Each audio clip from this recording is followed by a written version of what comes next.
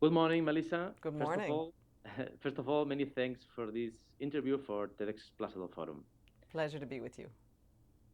Melissa, now the audience at TEDxPlaçadelFòrum has just seen your TED Talk, and everyone must be wondering about the rest of the story.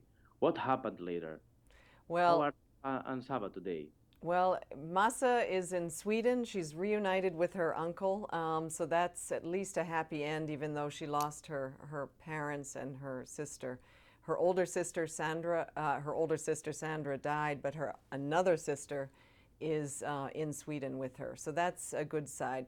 Doa is also in Sweden. She's been resettled there thanks to UNHCR, along with her family, who was in Egypt and had been threatened by the smugglers because Doa was talking.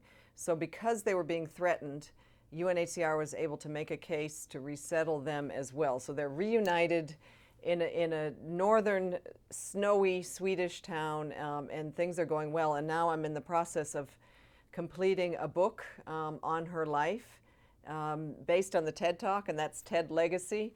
I have publishers in many countries around the world, and so hopefully you'll see the book in a few months if you want to really go into depth of her story.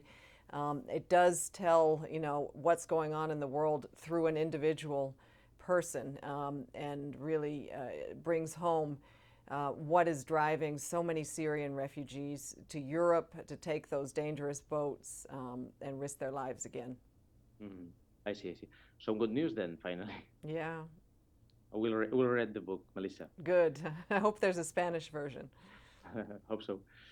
Recently, the European Union is preventing access through the Greek islands. How has this had an impact on refugees? Has it decreased the number of refugees, or has it simply caused the appearance of new routes? Well, the number of refugees has remained the same. It's just pushed the problem away from Europe.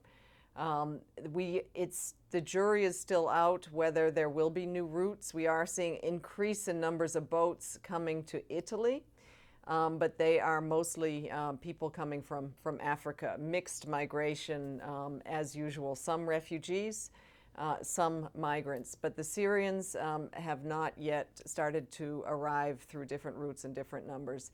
They are remaining, many of them, in awful, awful, violent conditions in Syria. I think you've all seen the news of what it's like in Aleppo. Many of them are having a hard time escaping Syria these days. And if they do, they arrive in neighboring countries which are already overwhelmed with large numbers of refugees. Mhm. I see.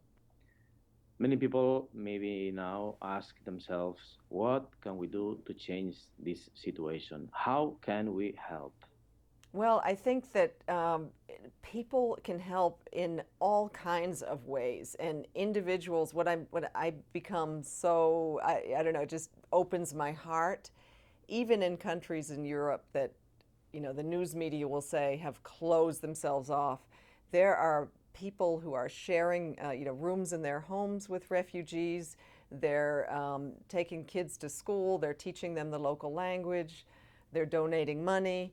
So I think there are a lot of initiatives where people can get involved. In Spain, my colleague who runs our Spain office was telling me there are lots of communities in Spain that were saying, we want to do our share and we want to take Syrian refugees from Greece, from Italy, under the relocation program. And for some reason, it was kind of stopped at the central level for a while. But now it's happening, and there'll be more refugees coming to Spain. And these people, I think, more than anything at a community level, the biggest thing you can do is to become a friend, and to help guide them, help with the integration with the language, and just having a nice person to welcome them is a big deal.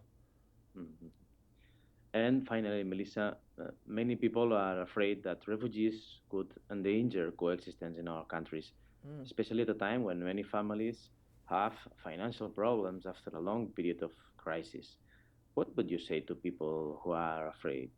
Well, remarkably, Spain is our most generous country when it comes to private sector fundraising, which means that the average people on the streets say, "I'm going to give a few pesos, some money a month. We find it absolutely incredible that the Spanish people top our list at a time when there's been a huge financial crisis, as you know, in your country. So I think, we have places in Spain, for example, Portugal, there are many communities where, because of the financial crisis, people have left, and they need actually immigrants and refugees to come and occupy those towns, do some of the jobs.